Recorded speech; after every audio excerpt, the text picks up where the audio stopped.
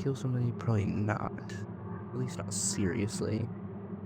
Sure, thought has passed through some people's minds.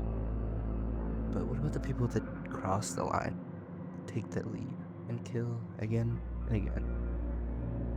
That is what I'm talking about today. Could be their environment, upbringing, abuse, or biology. Maybe a combination creates the type of person who can take another person's life without a second thought. Welcome to the Killer's Kitchen, passion show about crime, killers, and what makes them who they are.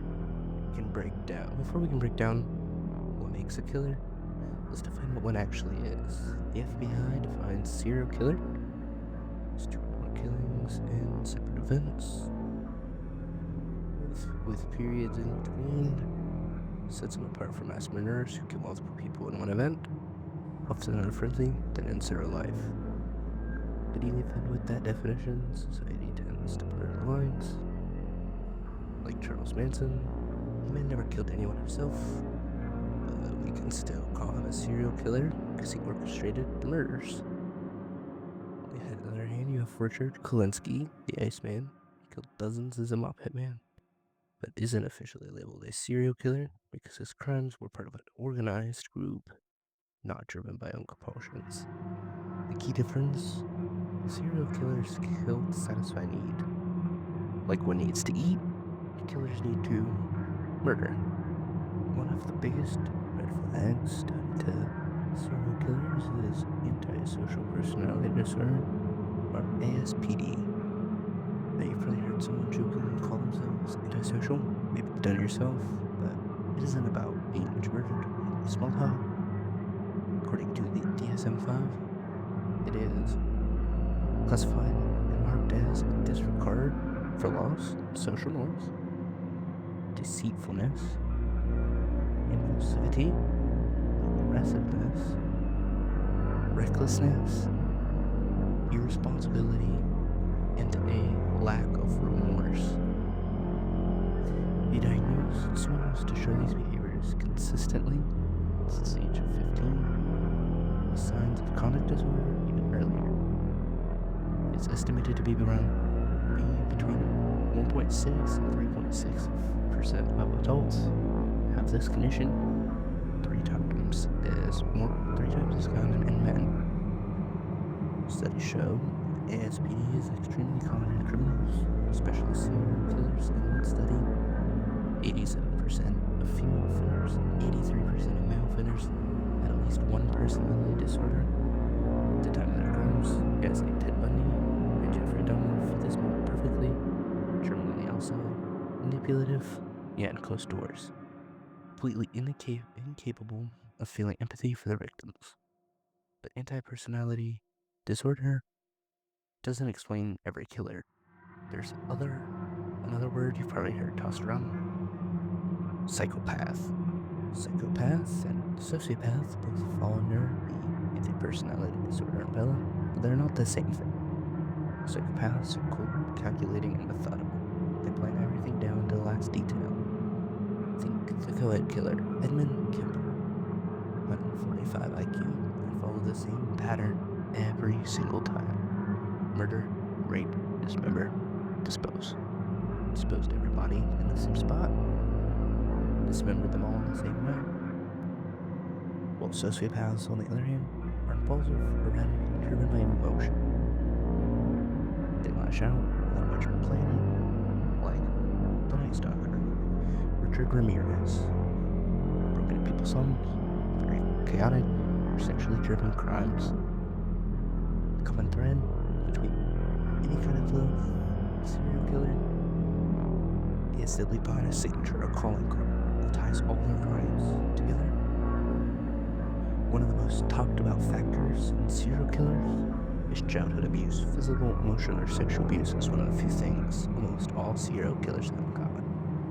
Edmund Kemper was isolated and abused by his mother that fueled his hatred of women and caused her eventual murder by him. Jeffrey Dahmer grew up with neglect, dead animals, divorced parents, which laid his groundwork for his obsession with death due to his exposure to dead animals. But, like many things, it's not everyone who suffers from this becomes a killer. Which brings us to the born versus made debate. Are killers born, or are they forged? One may never know. Could it be biology? Well, some scientists believe that certain killers are born and made. Two biggest biological factors linked to the violent behavior: brain abnormalities and the MAOA gene, also known as the warrior gene. The brain scans of killers like Ted Bundy, Jeffrey Dahmer, and many others suggest that they had reduced activity in the prefrontal cortex, part of the brain responsible for impulse control, decision-making, and empathy. As for the MAOA gene, it regulates chemicals like serotonin, dopamine, things that control mood and aggression. A mutation on this gene has been linked to increased aggression, but no killer has ever been proven to have had this mutation. So the question could be, is it true that this gene could be of effect on these people? So, what really makes a killer? Could be the question that many people have on their mind. It's not just biology, psychology, or the environment. It's a perfect mix of all three. Abuse doesn't automatically make someone a killer. Brain abnormality doesn't guarantee a killer. And not every psychopath becomes a predator. But when you take some of these factors and mix them correctly, you build an environment that a person who can cross that line, murder the people they love, and the people in their community, lie, cheat, and charm their way, and take advantage of as many people as possible. Many of these people's mixes are different, but they're all very similar. They have one of the three main factors: environment, biology, and abuse. Now, we've talked about how the killer is made, but there's other factors that can contribute to making a killer, the media being one. There's one thing we know for sure: media loves killers. Guys like Luigi Mangioloni get all the media attention. He may not be a great example of people being ignored or abused that just want this attention, but there are so many copycat killers, people who use the same methods that they see on their TV to murder people. They're usually sloppy and are more so looking for attention. They're easier to catch, but the media obsession with murderers keeps these people fueled, keeps them in the loop. They just want that popularity. There have been many lengthy documentaries on murderers and media giving them all the attention. The Menendez brothers are a prime example. They got live TV, O.J. Simpson. They really made killing a fad, something people chased after. This begs the question: could you really spot a killer in your life if you really tried to? Could you spot them? Truth is, no. Most of them blend in. They could be the guy bagging the groceries, a guy you work with, a neighbor, family member. Every time a killer's family is interviewed, they say he couldn't have done it. He couldn't have. He's too nice. And then you get guys like Dahmer's family, who just kind of accepted that he was a monster. And that's just what happens.